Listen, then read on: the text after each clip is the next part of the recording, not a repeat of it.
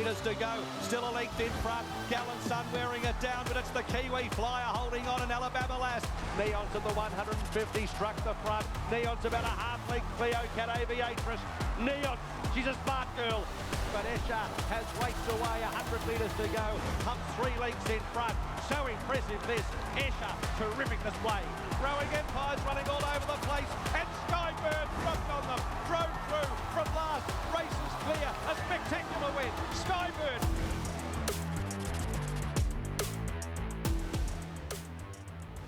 So the Moir Stakes, a Group 1 over 1,000 metres. It's got a wonderful history and tradition. This is the 50th running of it. It's changed a lot in recent years, but you need a 1,000-metre specialist, and that's what Skybird is here. Exactly right, and she's clearly the horse that has got the best turn of foot over this short course. We've seen how it was very dominant for Headwall in the previous 1,000-metre race today, which was the Concord. So it's obviously different tracks, but I always think it's such a specialist distance, and that's exactly what she's been able to prove in the past. Well, how good's this girl? I mean, 2 career starts. Could she possibly sprint away and win a Moir? That is unbelievable. For a 3-year-old filly, you think about Coolangatta and you think about She Will Reign, but She Will Reign was a bona fide star. She was a Golden Slipper winner, and Coolangatta was a Magic Millions winner. It's different at start number 3. It is a different start number 3, but you know what? Her sire was able to do it, so maybe she'll be able to replicate that. Yeah, that's right, and her mum was well named. I Am a Star. They're just the names of a few that are trying to get their very first Group 1, and it comes up in the Moir. So let's have a look at the market for our feature today. It's worth $750,000, Matty. Who's the fave? Richo, it's such an interesting market because it's changed around a lot in the last 15 or 20 minutes. For a long time, it was Alabama Lass and also Escher at the top, but the money has come for both Skybird and also Neon's now here in the Group 1 feature. So Skybird, big move. $9 opened on Wednesday. You're getting $5.50 now, and Neon's also into that same quote. Barracuda's been pretty solid there at the $6. Best backed runner in the race is the Kiwi, the 12 Alabama Lass at $6. And the 3-year-old Escher is not far behind in total number of bets, but she's on the drift, $6 out to $7.50. And Rothfire, gee, wouldn't that be a story for Robbie Heathcote here at Moonee Valley, a track that he's had so much success at. But your favourite here in the Moir Stakes, the Group 1, is Skybird and Neon's, both at $5.50. And don't forget, on the Sportsbet app, you've got the same race multi-option, and you can tick more places to get more options. So you can bet down to top 7 here in the Moir because of the depth of the field,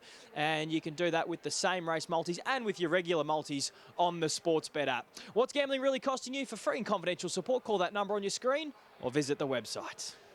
So here we go, the 50th running of the Moir. It's a Group 1 sprint, and it's $5.50 the field.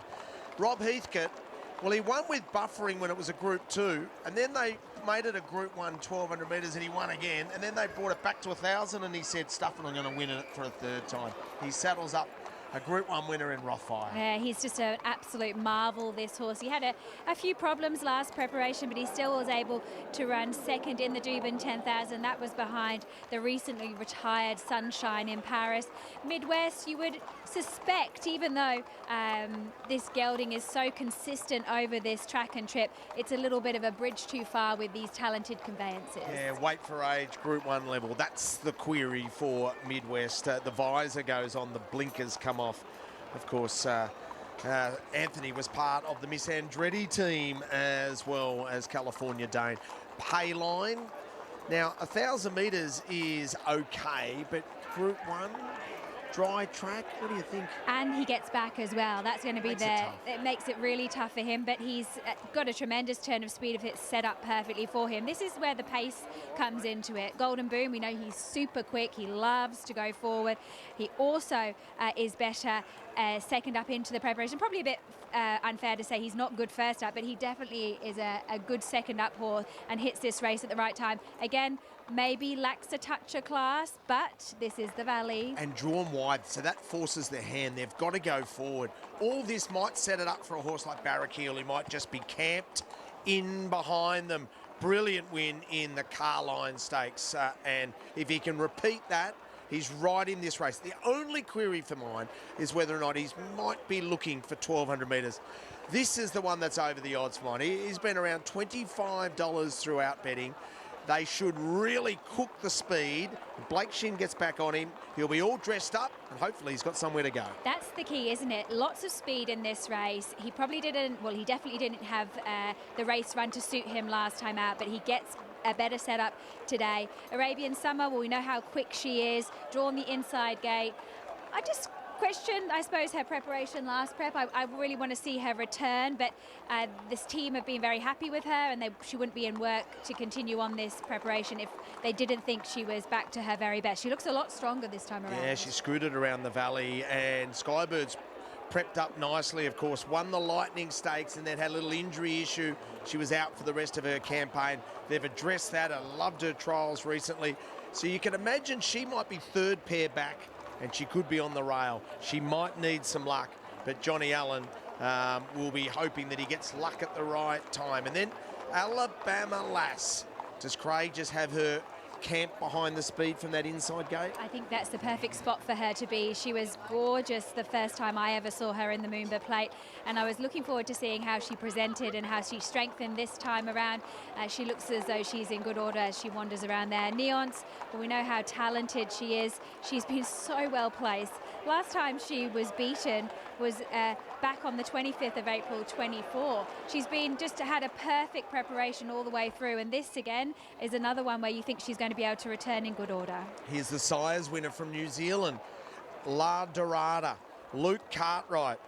What an opportunity for Luke. Blinkers go on for Mark Walker, 41 career Group 1s. He won one earlier today, and he's also won this race with Imperatriz a couple of years ago. And Asher at start number 3 in her career. What a story this would be. So they are the runners for the Moir Stakes, the 50th running of the speed test, the Moir, as we find a market mover. Mover, Richo, is definitely Skybird, the Lightning Stakes winner from the autumn. She is into $5.50, and she's a joint favourite with Neonce.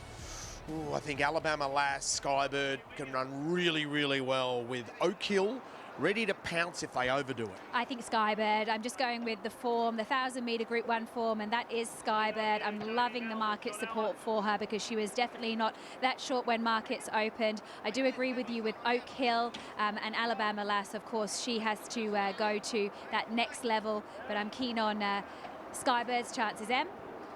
I'm keen on Barrack Hill, Izzy. I just think he's a star, and again, hearing from that team, they just absolutely believe in him 100%. I don't think the gate's a bad thing for him. I just think he's a horse on the rise. Richo might be right with the 1,200 metres, but I'm willing to chance my arm over the 1,000. Yeah, fair enough. So what a story it'd be considering everything that he's had to overcome. So here we go. The Moir, it became a Group 1 at 1,000 metres back in 10 years ago, and Buffering won the first edition. Extreme Choice won the second edition, and Extreme Choice has this quality filly called Escher at start number 3, who's trying to win the race. The Golden Slipper winner, She Will Reign, the speedy Vidora, who was defeated by She Will Reign the previous year. Nature Strip, well, he went and conquered the world. Pippi was a flying machine. Wild Ruler for the Snowdens, and then the Speedster, the girls, Coolangatta and Imperatriz, and Mornington Glory for Gavin Bedgegood. They're the winners of the Moir. The 50th running. We're in the hands of Matt Hill. In 5 at the moment. Skybird has gone in rideless. Skybird going in rideless is going to be a massive task for a horse that we know is so good fresh. But where does she get to in the run here? Real assignment for Johnny Allen. Payline and also Surf's Way are going to be a couple of the final ones forward as the starter mounts the platform. Hold on to your hats wherever you're viewing or listening for the Charter Keck Kramer Moir Stakes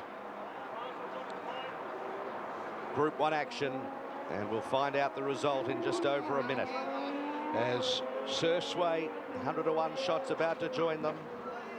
Oak Hill's agitated out wide. Sursway goes in. And the field is set. Locked and loaded for the Moir. They stand pretty well. Rothfire stands patiently. Set to go, and they're racing, and Rothfire was one of the better ones away, with Escher on the inside and also Golden Boom, and Q-Man isn't too far away with Midwest. Settling down, Escher led Midwest, Alabama Lass right there, then Golden Boom, Q-Man, Barrackeel, Arabian Summer in a line. Next is Rothfire, a gap then to Neons. Further back is Sursway, deeper Skybird. Next on the fence, La Dorada, well back, and they were followed by Payline and 2 lengths to Oak Hill. 500 to go. Midwest and Escher together by a length. Alabama Lass, Arabian Summer. They were followed by Golden Boom deeper, a length and a quarter. Sursway, Q-Man, Barrackeel, then Rothfire, Neon, swell back as Skybird the inside. Has a lot to offer though. Then Payline, La Dorada, and also Oak Hill. Escher went to the front. Alabama Lass on the outside, immediately up to it. Arabian Summer back to the fence, and then came Barrackeel. Alabama Lass, 100 metres to go, strikes the front. Barrackeel bursting through, and Barrackeel got the split at one from Alabama Lass, and also on the inside, Arabian Summer. They were followed next to finish by Golden Boom and Oak Hill. Next to finish Skybird and Rothfire, followed by Escher. Then came Neon, well back in the field. Q-Man, La Dorada, Sursway and Midwest. Well, for Bennett Racing, they'll go ballistic here, the connections.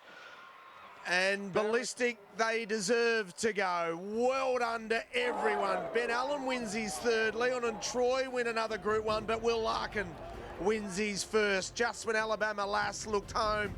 And Ben Allen, he got the gaps, and there was a lot of hard luck stories in behind who couldn't get the gaps. But he got the gap, and Barrackeel did the rest. Oh, amazing ride, amazing scenes as well. Look at the cheers from the crowd. Let's focus on this winner, even though there was a lot of interference in behind, but still Benny Allen has been able to prevail in the end. He actually just did it hands and heels.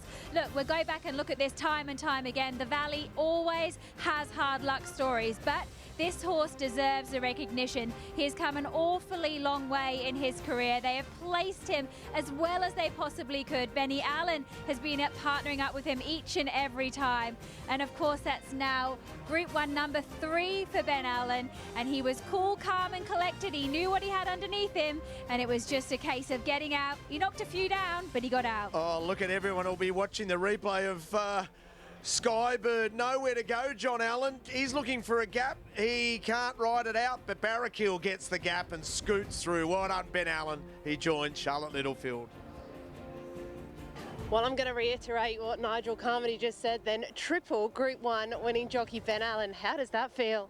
Oh, it's unbelievable to get it for these owners and the Malure Racing team. Like, what a story, what a horse. The amount of setbacks and how patient and persistent they've had to be with him, it's unbelievable. It's just testament to them, isn't it, really, how they've brought this horse back. You know, he's an older horse now and he's just racing in the absolute best form of his life. And to do that, when that split came, you just must have been laughing. Yeah, to be honest, I wasn't laughing in the run. I was absolutely cursed, and I was saying, I hate friggin' races at the Valley, these Group 1s. It's so difficult, but I was lucky I had the right horse. He's just got that dog in him. It is a big noggin, and that definitely got you over the line. How special is it to win a Group 1 again? Oh, it's unbelievable. The last one I always said was better than the first one, and then this one's better than the last one. You never know when they're going to come. They're so hard to come by, but I don't even know what to say. You're incredibly hardworking, and success comes to those who work hard. So you deserve this moment, Benny. Go celebrate. Thank you. Can't wait. Yeah, go and celebrate. All right. That was some amazing performance. We'll hear from the Corsons team. Leon Corsons gets 12. Troy gets his third. Will Larkin gets his first. And we'll hear from them all. Emma Friedman would be thrilled. Barrackeel didn't let her down. And Ben Allen did the rest. Got the gap at the right time. The notorious Calf salutes.